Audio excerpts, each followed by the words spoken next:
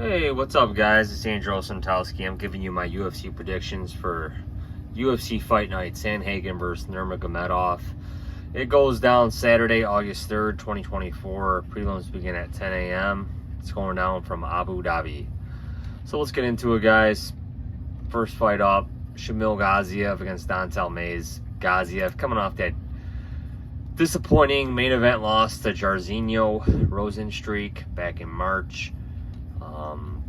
Outside of the first round, I don't think he took any of those rounds, man. I mean, he was gassed, but I think the guy's still a good fighter. He'll learn from that, and I think he's going to come out to look I think he's going to come out and look to make a statement here against Dontel Mays. He's on a one-fight win streak here, coming off a win over Kyle Machado, but I just think Gaziev has the right side here, so I'm going to side with Gaziev.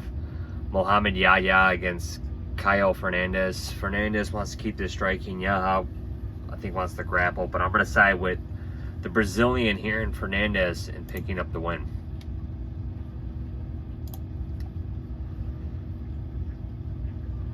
Next up, we have Cedric Dumas against Denis Taylulan.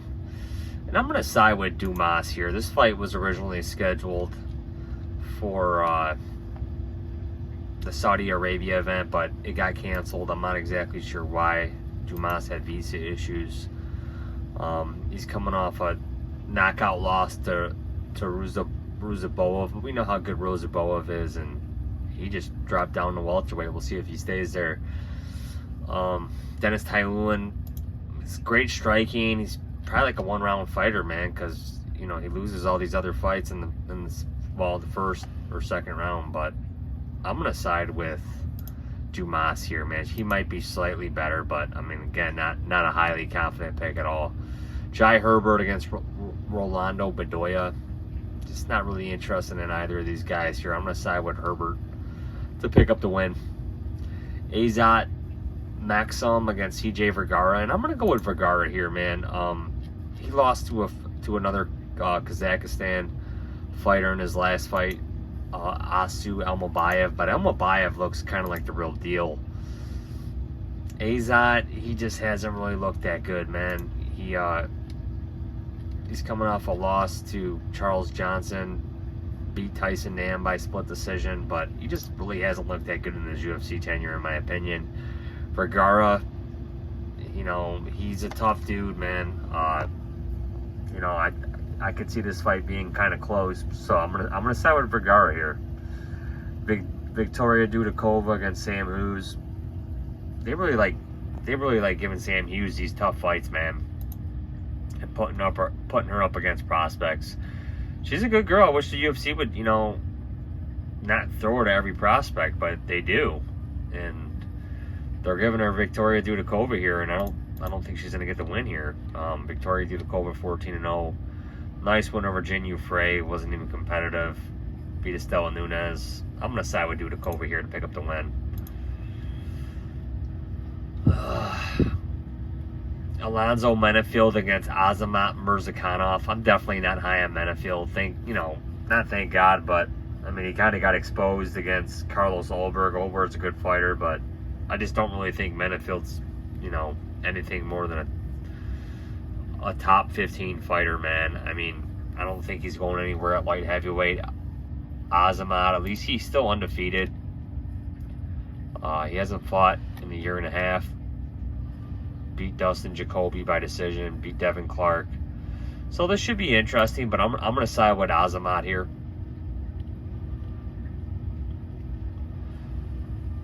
Joel Alvarez against Elvis Brener. I'm going to side with Brener here, man. He's a tough dude. He's coming off a loss, but he's just a more active fighter, and I don't think he'll get caught in any of Alvarez's submission attempts. I'm going to go with Brener here. Javid Basharat against Chris Gutierrez. He's coming off that main event loss back in December to Yadong Song. No shame in that. He went all 5 rounds, so he's a tough dude, man. Props to Gutierrez for gutting that out. I'm going to side with Basharat here, man. He's also coming off a loss. He lost to Zahabi by unanimous decision, but I'm going to side with Basharat here. Al-Selwady against Garam Kudalazi. I'm going to side with Selwady here, man. I feel like he was on his way to picking up that win. over against Luque, who just looks like an absolute tank at 155. But Al-Selwady, I believe, he just got tired, man. He just got tired, got caught with some big punches, and got put out. Garam Kudalazi doesn't fight often enough, man. You know, I mean, he hasn't fought in a year. He, you know, he had that nice win over Gamrot in his UFC debut, and we've seen what a tank Gamrot is, but, you know, this guy hasn't really picked up any wins since. I'm going to side with Al-Selwady here to pick up the win. Ferguson against Chiesa, man. Two guys that are both washed up. You know, Ferguson, was he on a 6 or 7 fight skid here? Let's take a look. He's on a 7 fight skid, man. And the UFC's giving this guy every chance to, you know, turn the corner, pick up a win, retire gracefully, man. But I don't know if it's going to happen. Michael Chiesa, 3 fight skid. He's on his way out. You can tell he wants to retire. He likes that UFC analyst gig. And this guy, I'm just not really high on him, man. I'm going to side with, as crazy as it is, I'm going to side with Tony Ferguson here, man. I don't know, man. I don't know who's got more left here. I mean, Chase, I might have a grappling edge here, but I just don't really think the guy wants to fight. Tony wants to fight, but he's just slowed down, man. He's aged. You know, it's sad. It's really sad to see, man. He's one of the sadder cases that we've seen in MMA, man, as far as guys that were at the pinnacle of the sport, and they, you know, if you don't retire in time or get out of the sport in time, man, it just kind of tarnishes your record, kind of like BJ Penn. You know, and there's other examples as well, Anderson Silva. You know, guys that were at the pinnacle of the sport, best in their weight division, and they just don't get out in time, man. They're just taking a tremendous amount of damage. But you know what? I'm going to side with Tony Ferguson here, man. I mean, I think both these guys are frauds, you know, in some degree. But I really don't think Chiesa wants to fight. Tony, I think he wants to fight and make that money. He's just taking a lot of damage. But I'm going to side with Tony here. Mackenzie Dern against Lupita Godinez. I'm going to side with Godinez here, man. Mackenzie Dern, she's let a lot of fights slip through her hands, in my opinion. She could have submitted Lemos, couldn't get it done. Probably could have got Andrade. You know, it's just so many fights that have slipped through her hands, and it is what it is with her. And I'm going to side with Lupita here. I just think there's a little more upside. Marlon Vera against Davison Figueiredo. You know, I've heard a lot of people taking Davison, but I'm not going to be that one, man. I think Cody Garbrandt was on his way to exposing Davison in their last fight, in Davison's last fight, but Cody got taken down, didn't take the position seriously enough, and then had a tap. And I mean, I really think Cody was on the way to winning that fight. He took the first round.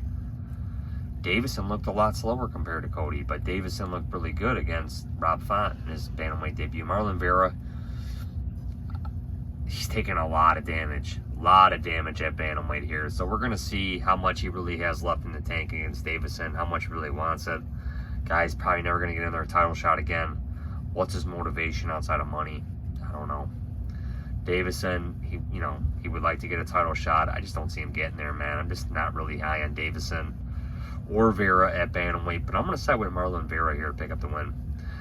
Vicente Luque against Nick Diaz. Again, two guys that are just on the way out. I mean, Vicente Luque, he didn't look like he wanted to be there against Joaquin Buckley. Buckley absolutely just picked him apart, pieced him up, man. Nick Diaz, we saw him quit against Robbie Lawler 3 years ago. So, you know, what's Nick Diaz's motivation outside of getting out of his UFC contract and engaging in celebrity boxing? Vicente Luque, like I said, man, he came off a serious injury, brain injury, a couple fights ago, 2-3 fights ago. It's amazing he's still fighting. I'm going to side with Luque here, man, but again, nothing will surprise me in this fight. Main event, Corey Sandhagen against Umar Nurmagomedov. I almost think it's criminal, man, that Sandhagen isn't, you know, getting a shot at the belt already, man. How many people does he need to beat? I mean, I know he's coming off that bicep injury, or I believe beat Rob Font a year ago, beat Marlon Vera, Yadong Sung. Obviously lost to Peter Yan in a fight that he did get picked apart in. But I think Sandhagen's he's always evolving, always making changes in his game. And Umar Nurmagomedov, just not really impressed with the guy, man. The guy definitely doesn't want to strike. And I'm going to side with Corey Sandhagen to get it done. Get a TKO win over Umar. So, guys, my picks. Corey Sandhagen, Vicente Luque, Vera, Godinez, Ferguson, Al-Selwady, Basharat, Brener, Murzakanov, Dudakova, Vergara, Herbert, Dumas. I'm siding with Fernandes, not Fernandes. And Gaziev.